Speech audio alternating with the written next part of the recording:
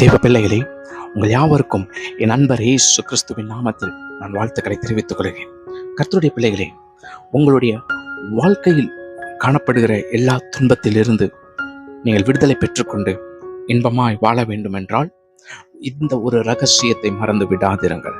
இந்த ரகசியத்தை என்றைக்கும் மறந்து விடாதிருங்கள்.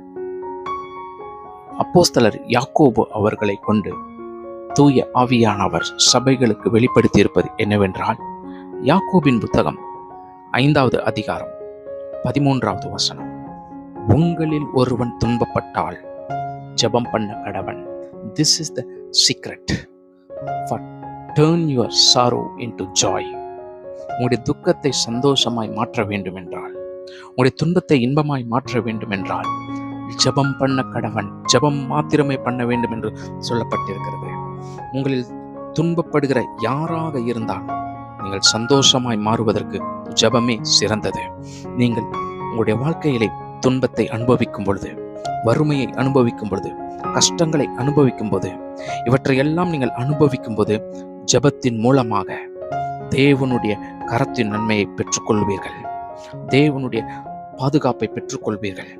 எல்லா பொல்லாப்புகளில் இருந்து விலக்கப்படுவீர்கள். தேவனுடைய பலனை பெற்றுக்கொள்வீர்கள். இதுதான் உண்மை. உங்களுக்கும் தேவனுக்கும், அதாவது உங்களுக்கும் இயேசு கிறிஸ்துவுக்கும் ஒரு மத்தியஸ்தன் தேவைப்படவில்லை. இன்றைக்கு ஜனங்களுடைய வாழ்க்கை துன்பம் இன்னும் பெருகி கொண்டு இருப்பதற்கு காரணம் என்ன தெரியுமா? நீங்கள் துன்பப்படுகிற நேரத்திலே தேவனை நோக்கி பாராமல், ஜெபம் பண்ணாமல், மனிதர்களிடமிருந்து ஏதாகிலும் ஒரு வார்த்தை கிடைத்து விடுமா என்று எண்ணுகிறீர்கள். அது மேலும் மேலும் உங்களுக்கு வருத்தத்தை கொண்டு வரும். குறிப்பாக ஜனங்கள் யாவரும் பிரிவினையின் ஆவிகளில் இருக்கிறார்கள். நீங்கள் துன்பப்படுவதற்கு யார் காரணமாக இருக்கிறார் என்றால் அவர்களிடமிருந்து உங்களை பிரித்து விடுவார்கள். உங்களுடைய குடும்பத்தில் இருந்து உங்களை பிரித்து விடுவார்கள். இந்த பிசாசுகளுக்கு இடம் கொள்ள கூடாது. நீங்கள் இடம் கொடுக்காதிருங்கள். நண்பர்களாக இருந்தாலும் அவர்கள் பிசாசுகள் தான். காரணம், கணவனை விட்டு மனைவியை விட்டு பிரித்தெடுப்பவன் பொல்லாத பிசாசு. அந்த பிசாசின் ஆலோசனைக்கு இடம் கொடுக்காதே. உன்னுடைய வாழ்க்கையிலே கணவனுக்கும் மனைவிக்கும் பிரச்சனை இருக்கிறது, துன்பம் இருக்கிறது, கஷ்டங்கள் இருக்கிறது என்றால், குடும்பத்திற்குள் பிரச்சனைகள் இருக்கிறது என்றால், நீங்கள் யாரிடத்திலும் எடுத்து செல்ல வேண்டாம். நேராக தேவனிடத்தில் தெரியப்படுத்துங்கள். அவரே உங்களுக்கு ஆறுதலை தருபவர். காரணம், உங்களுக்காக பரிந்து பேசுகிற நல்லாவி உங்களுக்குள் வாசம் பண்ணி கொண்டிருக்கிறார். அவர் உங்களுக்காக பெருமூச்சின் சத்தத்தோடு வேண்டுதல் பண்ணுவார். அவர் உங்களுக்காக வேண்டுதல் பண்ணி நிச்சயத்தை கொடுப்பார்.